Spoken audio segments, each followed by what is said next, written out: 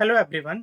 आप सभी के लिए एक इम्पॉर्टेंट अपडेट है कि वे सभी स्टूडेंट जिन्होंने एमपी सेट का एग्ज़ाम दिया हुआ था, जो टोटल 12 सब्जेक्ट में हुआ था, जो आपका 15 दिसंबर 2024 को हुआ था, उसकी जो फाइनल आंसर की जो है वो वेबसाइट पर अपलोड कर दी गई है।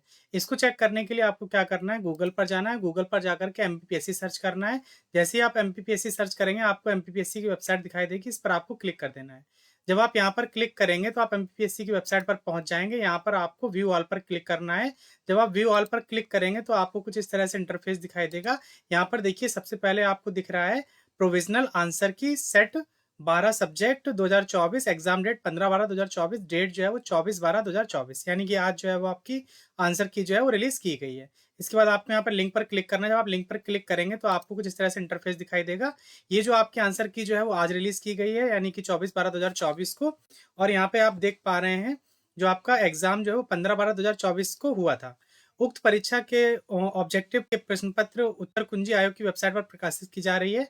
इसके अंतर्गत यदि किसी परीक्षार्थी को प्रश्न पत्र की उत्तर कुंजिका अथवा इसके प्रश्नोत्तर से संबंधित आपत्ति हो तो परीक्षार्थी प्रमाणित संदर्भों द्वारा, यानी कि आपको जो प्रूफ है आपके पास, जो भी लिटरेचर या जो भी आपका बुक है उसका ग्रंथों का नाम, पुस्तक के राइटर का नाम, पुस्तक का जो संबंधित पृष्ठ होता है यानी कि फर्स्ट पेज है, वो दस्तावेज के साथ संलग्न करना अनिवार्य, यानी कि जब आप ऑब्जेक्शन रेज करेंगे तो सारे डॉक्यूमेंट जो है वो आपको वहां पर देने होंगे। ऑनलाइन लिंक पर आयोग की वेबसाइट, यानी कि ये वेबसाइट दी गई है, इस पर आपको लिंक उपलब्ध है जो 5 दिवस के अंदर ऑनलाइन अपनी आपत्ति दर्ज करें, यानी कि आज आपका डिक्लेयर हुआ, यानी कि 5 दिन के अंदर अंदर आपको अगर किसी क्वेश्चन में ऑब्जेक्शन रेज करना है तो वो आपको रेज कर देना होगा। उसके बाद जो है वो आपका कोई भी क्लेम जो है वो मान्य नहीं रहेगा।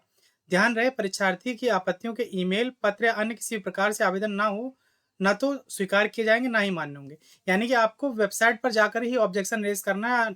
आपका कोई ईमेल या कोई लेटर वगैरह किसी को भी मान्यता दी नहीं जाएगी।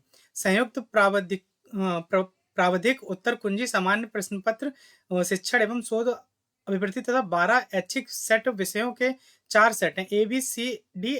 तो इनकी जो आंसर शीट है वो यहाँ पे नीचे दी गई है। बिना संदर्भ किसी भी प्रकार को आपत्ति मान्य नहीं होगी, यानी कि अगर आप कोई रेफरेंस नहीं देंगे तो आपका कोई भी जो ऑब्जेक्शन है वो मान्य नहीं होगा। विज्ञापन के पृष्ठ क्रमांक 17 के बिंदु क्रमांक 26 का अवलोकन करें, यानी कि जो आपका एडवर्टाइजमेंट जो है उसका आपको जो 17 नंबर जो है पॉइंट, उसको आपको यहाँ पे देखना होगा। तो यहाँ पे देखिए, आपका सबसे पहले आपका जनरल पेपर का दिया हुआ है, उसके बाद आपका कॉमर्स का दिया हुआ है। इसी तरह से जो टोटल 12 सब्जेक्ट थे, फिर आपका हिंदी है, उसके बाद आप देखेंगे हिस्ट्री है, उसके बाद आपका होम साइंस है, उसके बाद आपका जो है वो लॉ का है, उसके बाद आपका लाइफ साइंस का, यानी कि लाइफ साइंस का जो है वो 12 नंबर पे है। तो आप इस तरह से देख पा रहे हैं। तो अगर डायरेक्टली भी है तो आप कंट्रोल F करके सर्च कर सकते हैं। ये सारे आंसर की जो है वो आप, इसका जो PDF है ये हमारे टेलीग्राम ग्रुप से डाउनलोड कर सकते हैं। ग्रुप का लिंक जो है वीडियो को डिस्क्रिप्शन में दिया हुआ है, वहां जाकर के आप आंसर की को आसानी से डाउनलोड कर सकते हैं और अपने जो क्वेश्चंस हैं उनको चेक कर सकते हैं। अगर ये वीडियो आपको पसंद आया तो इसे लाइक करिए। अगर अभी तक आपने चैनल को सब्सक्राइब नहीं किया हुआ है तो चैनल को सब्सक्राइब कर लीजिए, ताकि फ्यूचर में आने वाले वीडियोस के अपडेट आपको मिलते रहें। जल्दी हम मिलेंगे किसी नए अपडेट के साथ में, तब तक के लिए हमारे साथ जुड़े रहिए। धन्यवाद।